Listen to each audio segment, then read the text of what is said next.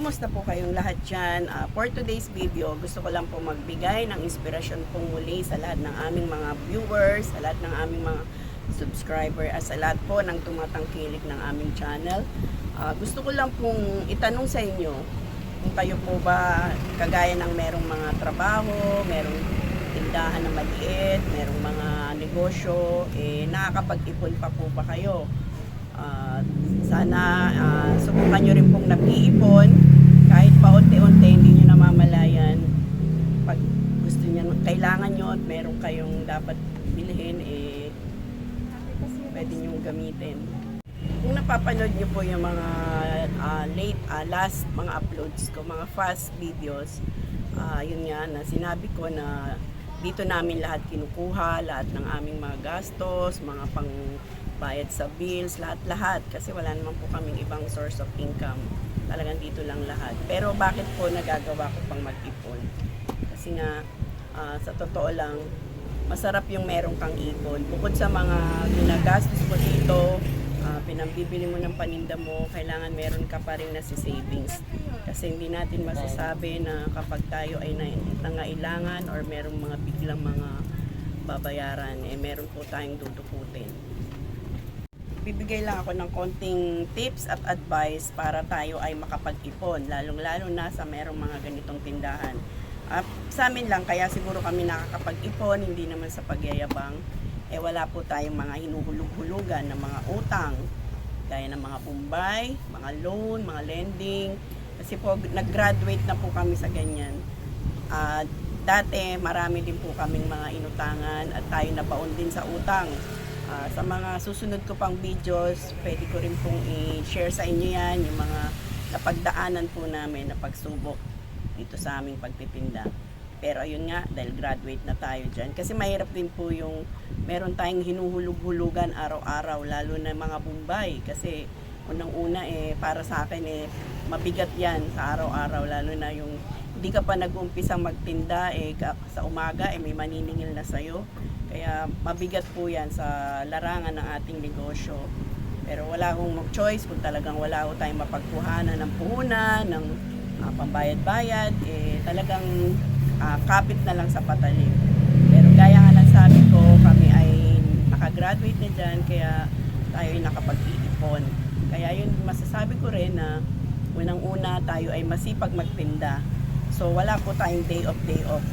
May mga plano man po kaming umalis or mag-unwind. Ayan, pinapagbantay ko po yung anak ko minsan kapag talagang kailangan naming mag-unwind. Pero madalas po kaming nagre-relax or nag-banding sa gabi pag yun talagang sarado na yung aming tindahan. Kasi ang vision namin is mag-videoke lang. At yun, konting inom-inom, tagay-tagay. Pero kami lang yun, mag-asawa at yung family ko at yung maiba kong friendship. Ayan.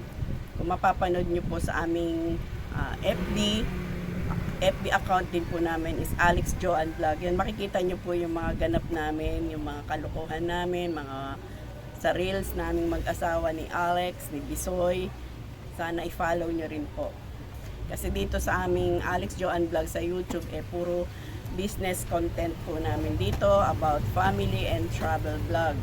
Kaya yun nga masasabi ko, dahil tayo ay hindi naman tayo magastos, hindi tayo maluho, at tayo ay matipid, pero hindi naman po tayo kuripot. Gumagastos din naman po tayo, at kapag ako ay gumastos, bigay todo rin yan. Pero syempre, depende yung gagastusin mo sa kinikita mo. Huwag po tayong gumastos ng mas higit pa sa kinikita natin, dahil talagang hindi po tayo makakapag-ipon yan.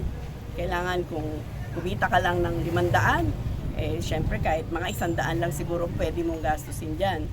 Kung kumita ka ng 1,000, wag mo namang sagarin. Wag naman umabot ng 500 ang magagastos mo. Kailangan mas lamang pa rin po yung ating na itatabi kaysa sa ating nagagastos. Siguro sa isang araw, kung kaya nyo makapag-savings ng 200, 300, 500 araw-araw, sa 500 na lang ma-save nyo sa araw-araw, di 15,000 na rin yun sa isang buwan. So hindi nyo mamamalayan yan. Kaya meron akong ipapakita sa inyo na naipon ko lang sa isang buwan. Basta lagay lang ako ng lagay dyan. Hindi ko pinibilang kung magkano yung nilalagay ko. At ngayon bibilangin ko na para isi-savings ko rin po yan. Kasi kailangan ko yung barya. Madami kasi siyang barya at kailangan ko na siyang ipanukli. Ang ginagawa ko sa barya, bubuuin ko yan para kung magkano yung aabutin nito, itatabi natin. Ayan, dito ko lang siya nilagay.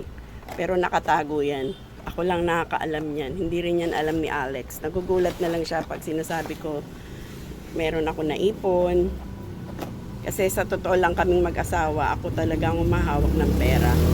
At yung asawa ko hindi naman siya, ingi lang siya sa akin pag kailangan niya, pero hindi talaga siya ganun ka-stricto sa pera. Pinagkakatiwala niya po sa akin yan. Kasi alam naman niya na masinop tayo sa pera at alam natin kung paano to hawakan at i-manage. Kaya sa mga mag-asawahan dyan, yan, kailangan nyo ng tiwala sa isa't isa, lalo na pagdating sa pera.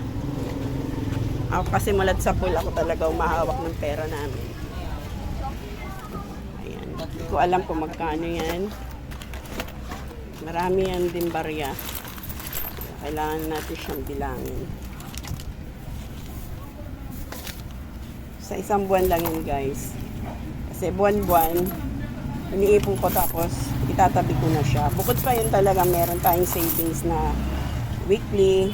Kapag binilang ko na yung aming sales weekly. Tapos pag nagdivisoria ako, syempre hindi ko naman iuubusin pamilya yun. Ititira ko pa din. Magtitira pa rin ako ng pang savings. Ito lang yung ipon na hindi mo namalayan.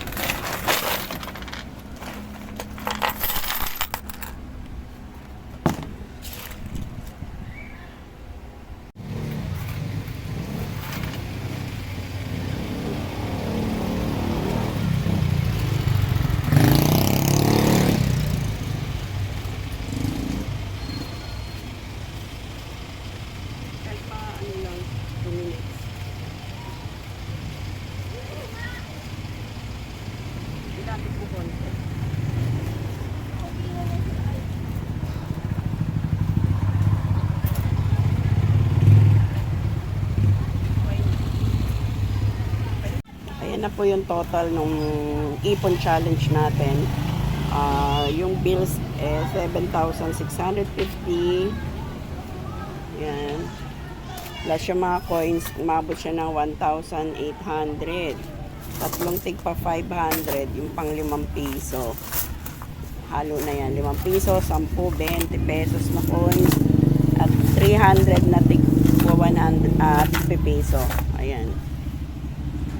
So, malaking bagay na rin po yung halaga na yan na naipon ko na hindi namalayan. Kaya ayan, sana kayo rin po ay mag-ipon-ipon din at wag po tayong masyadong magastos. Kasi kapag tayo ay nagipit, paano na lang kung wala kang naipon? Mahirap po mangutang. Kasi sa panahon ngayon, hindi po tayo basta-basta makakautang. Kahit pasabihin nating mga kamag-anak natin o mga kapatid natin nang walang tubo. Minsan pahirapan pa. Kaya mahirap din po yung puro tayo utang. Huwag po tayong mabubuhay sa utang kasi mabigat din po yan sa buhay. Kaya kailangan po natin magtipid, magsipag at magtiyaga. Kapag may tiyaga, may nilaga, at kapag may nasuksok, may dudukutin. Ayan lang po at maraming salamat po muli. Sana ay may napulot na naman kayong aral kay Tisay. Mahilig mag-ipon, kaya yan, meron tayong isusubi. Ipapasok natin yan sa bangko natin.